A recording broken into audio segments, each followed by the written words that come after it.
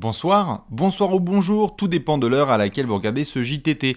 Installez-vous tranquillou, c'est l'heure du JTT spécial transfert de Kevin Porter Jr. Car oui, même si la NBA est aujourd'hui rythmée par l'actualité des matchs le soir, eh bien le monde des transferts n'est pas fermé. Il y a quelques jours, on avait déjà vu James Harden transférer entre Houston et Brooklyn. Aujourd'hui, il a démarré son aventure avec Kevin Durant et Kyrie Irving. Nous avons eu un autre transfert cette semaine, c'est celui de Kevin Porter Jr. Direction Houston. On va vous donner tous les éléments de cette affaire car nombreux sont ceux qui ont vu cet épisode se dérouler ces derniers jours avec beaucoup d'inquiétudes, d'incertitudes. D'ailleurs, n'hésitez pas à donner votre avis, mais on va vous donner tous les détails afin de bien comprendre ce qui s'est passé. Ça faisait quelques temps qu'il n'y avait pas eu de JTT, mais en même temps c'est normal.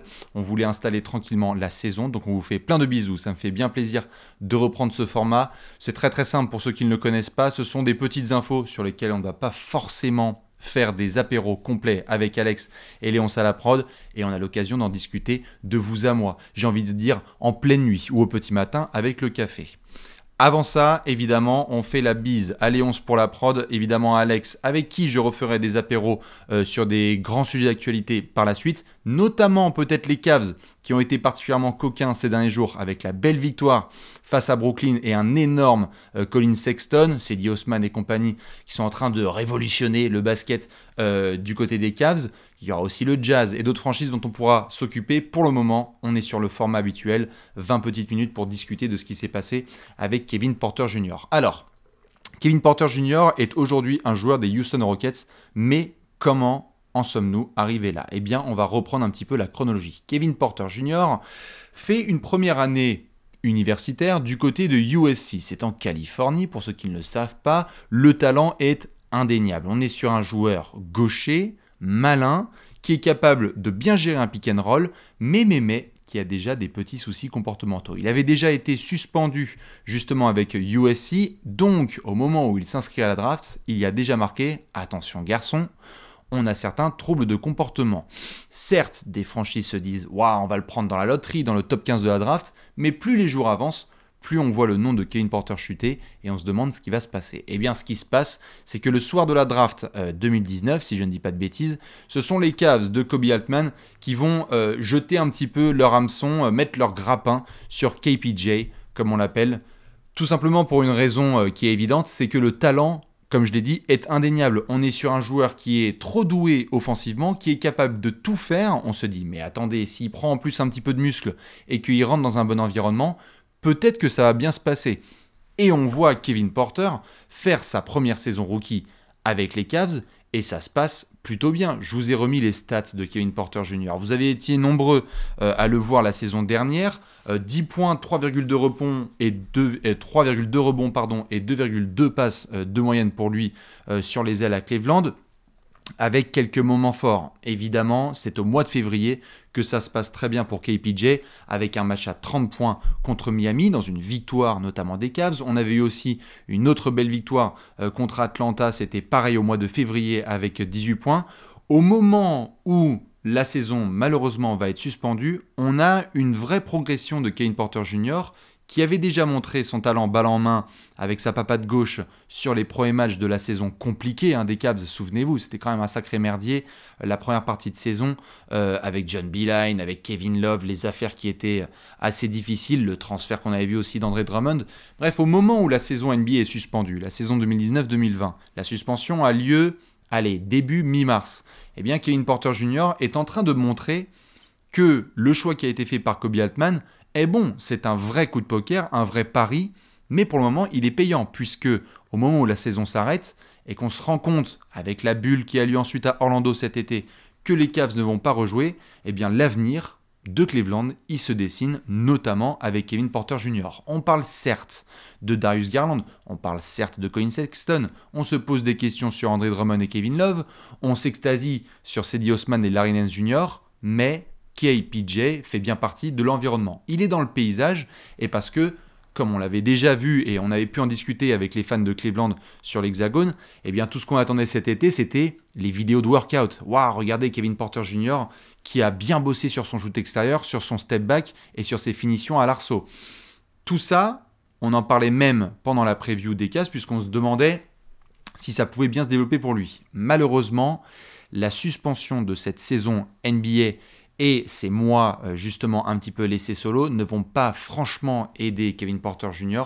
et son dossier. On a plusieurs faits divers qui vont très franchement créer une vraie séparation entre le joueur et son management. On a donc, vous le voyez sur la photo ici, Colin Sexton sur la droite, JB Bickerstaff, le coach, au centre, et Kevin Porter Jr. Sur la gauche.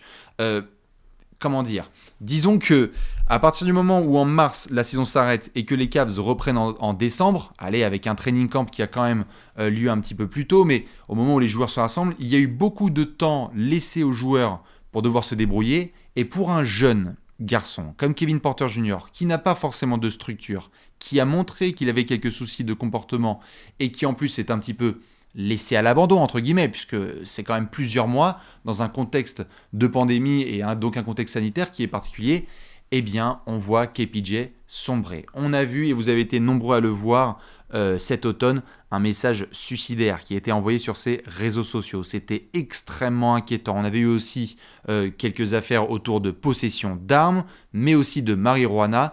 Donc, à peine on a vu Kevin Porter Jr. retrouver le groupe et démarrer une potentielle saison sophomore, que tout de suite, les voyants rouges clignotent très très fort au-dessus de lui. Et donc forcément, à Cleveland, on se pose des questions. Il est mis un petit peu de côté vis-à-vis de l'équipe.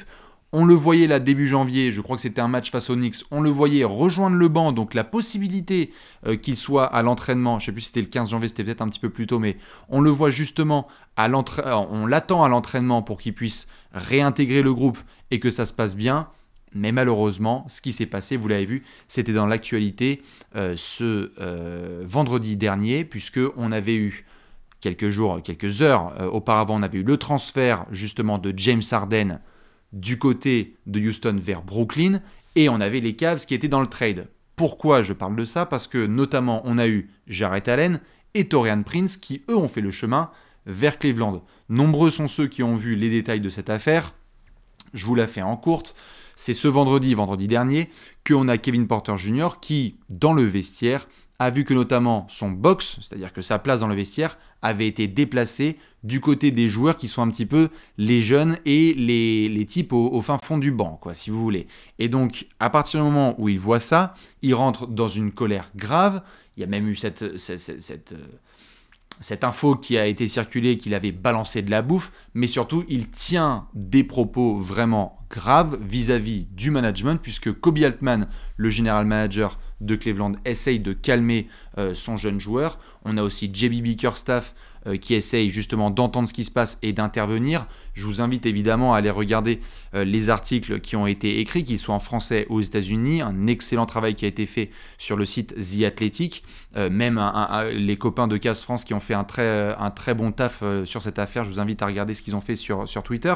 Bref, on a l'explosion d'un joueur qui a le sentiment qu'on ne lui fait plus autant confiance, qu'il va se retrouver relégué, qui n'a pas pu démarrer sa saison comme les autres et qui a passé un automne complètement à chier, on va pas se mentir.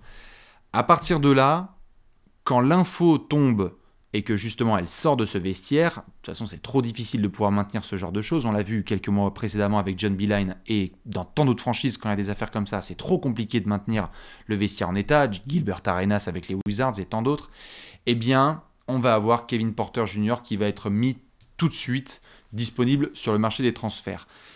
Même si en soi, le début de saison des Cavs est très bon et montre un groupe qui est justement solidaire, on voit tout de suite les joueurs avoir un discours. Évidemment, il a été vu soit avec leur agent de communication, soit avec la franchise. Les gars, on doit défendre absolument l'image de la franchise et notre culture. On ne peut pas laisser justement un joueur essayer de changer et de déteindre un petit peu notre image, alors qu'on a déjà eu des affaires par le passé. Je veux dire, c'est pas comme si non plus il y avait eu quelques gars ultra clean du côté de Cleveland. Toutes les franchises ont parfois des grosses casseroles à devoir traîner, mais là, quand on voit l'évolution qu'il y a, quand on voit le nettoyage qui a été fait par Kobe Altman avec JB Bickerstaff, là actuellement en tant que coach, de donner des responsabilités à certains joueurs, d'en sécuriser d'autres, de drafter Isaac Okoro, être dans une nouvelle mouvance, bientôt se séparer de Kevin Love, redonner un petit peu de responsabilité aux plus jeunes, quitte à perdre des matchs, mais au moins être excitant, ce qu'on a vu ce mercredi soir face à Brooklyn, eh bien on ne peut pas laisser des éléments aussi perturbants venir bloquer ce développement et cette évolution. Des Cavs qui sont excellents défensivement, qui ont un groupe qui a l'air de vachement bien vivre. Alors certes, on a des hauts et des bas, hein. On a vu des matchs avec Andre Drummond qui en attaque fait un petit peu n'importe quoi. On a eu aussi des pannes d'adresse de la part de certains joueurs, mais il est indéniable que ce groupe vit bien et que donc avoir un Kevin Porter Jr. qui certes, soutenu par ses coéquipiers, agit ainsi, c'est trop tendu, on ne peut pas le gérer. Info importante à avoir aussi, évidemment, vous l'avez vu, là je parlais de Kevin Love il y a quelques secondes, mais aussi de DeMar DeRozan. Un axe de discussion qui a lieu depuis quelques années en NBA, c'est sur tout ce qui est comportemental, dépression et compagnie. On a vu aussi Paul George qui parlait pendant la bulle d'avoir senti des éléments liés à la dépression quand il était dans cette bulle à Orlando. Ce n'est pas une blague, il faut prendre ce sujet au sérieux. Il y a de plus en plus de joueurs qui en parlent, il y a de plus en plus de franchises qui essayent de mettre l'accent dessus et qui ne sont plus uniquement sur de la performance. On ne peut pas juste prendre un joueur et dire « bon, tu viens, tu prends ton salaire, tu fais tes stats et on s'en fout de ton background ». Parce que Kevin Porter Jr., c'est quand même un garçon qui a vécu une enfance particulièrement compliquée, qui a essayé de sortir de sa merde, excusez-moi de l'expression, mais essayer de sortir un petit peu de ses galères pour s'offrir un vrai avenir à lui et à sa famille. Donc forcément, il peut y avoir parfois des conséquences sur les comportements. Là, les Cavs avaient souhaité assurer un vrai suivi psychologique vis-à-vis de Kevin Porter Jr. Il y a un moment où quand ça dépasse les limites, on ne peut pas le garder. Donc du coup, si je vous dis tout ça, c'est parce que derrière Kevin Porter Jr., lui, il a été mis sur le marché et les Cavs ont essayé de sniffer, voir s'il pouvait avoir un transfert. Parce que s'il n'y avait pas eu de transfert, très clairement, Cleveland aurait pu se séparer purement et simplement du joueur. Eh bien, ce qui s'est passé, c'est que ce sont les Rockets qui se sont positionnés pour essayer justement de relancer, ou plutôt de relancer le début de carrière prometteur de Kevin Porter Jr. Et c'est donc contre un futur second tour de draft protégé. Alors, on l'a vu, là on parlait côté Cavs, on va en parler côté Rockets maintenant. Je termine juste côté Cavs pour donner des derniers éléments. Les Cavs qui, dans quelques heures, là, au moment où je sors le JTT, vont affronter les Nets. Vont-ils perdre? Vont-ils gagner? Quand on regardera cette vidéo demain matin, ce sera beaucoup plus drôle. Ce qui est sûr, c'est que vu la mouvance, il va falloir tourner la page et les fans des Cavs seront les premiers à bien évidemment apprécier les quelques services qui ont été rendus par Kevin Porter Jr. Maintenant, côté Rockets. C'est très très simple. Vous l'avez vu, notamment ces dernières semaines, ou alors vraiment vous étiez dans une cave et c'était très compliqué de vous joindre. On est sur un nettoyage complet. Et donc forcément pour Houston, on essaye de redonner ou de donner sa chance à des joueurs qui n'en ont pas eu récemment. Christian Wood, évidemment, est en train d'exploser. C'était une belle signature, un coup de poker de la part de Raphaël Stone et du management texan. Il était à Détroit. On lui donne un beau salaire et de belles responsabilités chez les Rockets. Et voyez ce qui se passe. Il est déjà dans le classement des joueurs qui ont le plus progressé et qui pourraient être récompensés ainsi en fin de saison. On a eu aussi John Wall qui a été transféré contre Russell Westbrook. John Wall n'avait pas joué depuis 2 ans. L'idée ici était évidemment de respecter la demande de transfert de Russell Westbrook, mais aussi de voir ce que peut donner John Wall. Et les fans des Rockets peuvent s'exprimer autant qu'ils veulent, et je veux bien justement leur avis, mais de ce qu'on a pu voir en termes d'impact et d'identité, John Wall est plutôt rassurant. Alors certes, il y aura des matchs d'absence. On parle quand même d'un joueur qui s'est fait une sacrée blessure, tendon d'Achille, et qui n'a pas joué depuis 2 ans dans des matchs officiels. Donc, on va y aller molto bene. Mais par contre, John Wall est en train de montrer que ce pari est plutôt réussi. On a vu aussi celui de DeMarcus Cousins, quand même, qui lui a rejoint aussi John Wall, et pareil, était un garçon qui explosait, qui était un All-Star indiscutable, qui a tenté sa chance avec les Pelicans, qui a tenté sa chance avec les Warriors, qui a tenté sa chance avec les Lakers, qui a enchaîné les blessures. Les Rockets tendent la main vers les joueurs qui ont besoin de se relancer. Et bien c'est pareil pour Kevin Porter Jr. qui va justement avoir des responsabilités et pouvoir peut-être montrer que c'était une mauvaise passe et qu'il avait juste besoin d'une structure. Combien de fois avons-nous vu des joueurs de talent comme ça dans l'histoire de la NBA? J'ai juste à demander aux fans de Dennis Rodman et des Pistons ce que ça a donné au tout début de sa carrière. Un joueur avec un passif très lourd qui ensuite a trouvé une vraie famille. Il en parle lui-même avec émotion. Je vous conseille de regarder le documentaire 30 for 30 sur les Bad Boys, où on voit la genèse de Dennis Rodman et où on se rend compte que ce garçon, qui n'avait pas de fondamentaux et de piliers dans sa vie, trouve une figure paternelle en Chuck Daly, trouve de vrais frères avec Isaiah Thomas, Bill Laimbeer, Joe Dumars, Rick Mahorn et compagnie. Au moment où on lui enlève ça, eh bien c'est l'explosion. Et on a vu même Dennis Rodman presque en finir avec ses jours puisqu'il était endormi dans une bagnole avec un fusil. Évidemment, tout ce qu'on souhaite, c'est que pour Kevin Porter Jr., il y ait une suite très très positive. Sera-t-il un futur Hall of Famer ? Je ne sais pas, je ne pense pas. Mais le talent est bien indéniable et peut-être que cette épreuve se transformera en belle leçon pour la suite. Houston aura donc des possibilités de lui donner du temps de jeu et des occasions de s'exprimer balle en main parce que les Rockets, ils ont perdu Westbrook, ils ont perdu James Harden, ils ont certes encore des garçons de talent entre Tate, entre Gordon, entre Christian Wood et compagnie, mais on n'est jamais en manque de création et de créateurs. Et KPJ, Kevin Porter Jr., c'est un sacré créateur. Donc à voir du côté de Houston si ça pourrait se lancer. On fait bien évidemment confiance à la fois au nouveau coach, justement Stephen Silas des Rockets, pour lui offrir un vrai cadre, mais aussi, si je ne dis pas de bêtises, sur John Lucas, qui est un assistant du côté de Houston, très respecté dans l'univers NBA et qui avait été là pour de nombreux joueurs du côté de Houston qui avaient des petits soucis. Danuel House, cet été, qui avait eu quelques galères pendant la bulle. Je vous laisserai regarder ce qui s'était passé. Il est tout le temps présent, John Lucas, pour essayer de remettre les gamins sur le droit chemin. Ça peut être un coup de poker pris par les Rockets qui peut s'avérer vraiment payant si Kevin Porter Jr.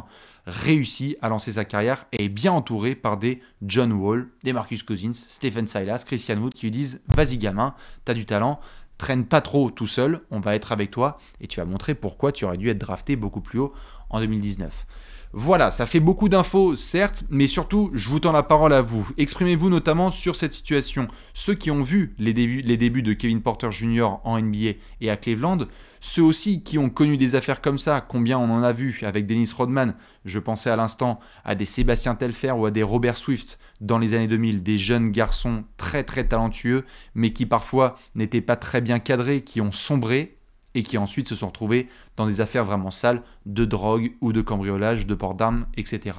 On espère, tout ce qu'on espère, je pense que vous me suivrez là-dessus, c'est que ça se passe justement le mieux possible pour Kevin Porter Jr. à Houston, que les Cavs tournent la page et continuent sur la bonne lancée, et on suivra évidemment de très très près ce qui va se passer pour ces deux franchises et pour le joueur sur les prochaines semaines. Nous on se retrouve très vite, déjà ce lundi pour une nouvelle enquête Trash Talk, peut-être ce week-end ou pas, si vous êtes sage, avec un apéro avec Alex. Des bisous à toutes et à tous, très bonne nuit de NBA à ceux qui regardent ce JTT maintenant, très bon début de week-end à ceux qui le regardent avec le café. On vous fait plein de bisous et à bientôt pour un nouvel épisode du JTT. Des bisous, ciao.